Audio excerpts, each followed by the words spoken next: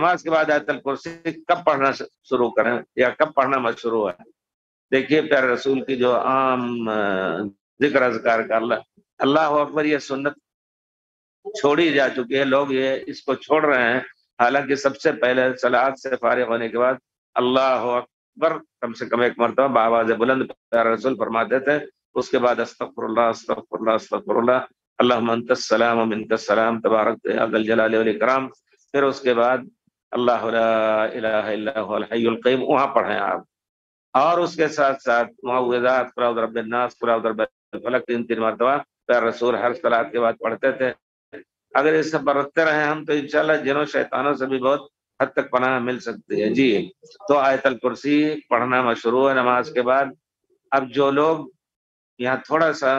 آپ کہیں گے کہ ہمارے اوپر حملہ کر رہا ہے، ہمارے دیوبندی مذہب میں عملی طور پر یہ ہے کہ سلام پھیرا امام نے،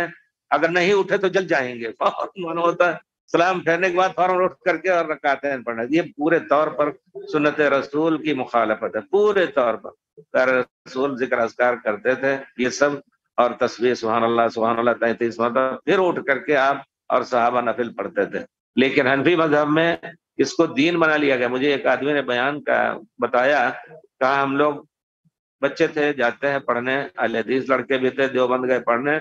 مسجد میں نماز کے بعد ان کی عادت تھی، بیٹھ گئے، کچھ باتیں کرنے لگے، استاد وہیں قریب میں ان کے پیچھے شاید نماز پڑھ رہے تھے، سلام پھیرنے کے بعد ان کو 2 چاٹے لگائے،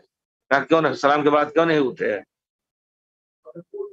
تو کہنے کا مطلب ہے کہ ان کے یہاں یہی ہے کہ سلام کے بعد اٹھ کر کے نماز پڑھو، حالانکہ یہ سنت ان کے یہاں مظلوم ہے، اس سنت پہ ظلم ہو رہا ہے، اس کو ذرا سا نظر ثانی کریں ہمارے علماء دیوبند یا علماء حنفیہ۔ جی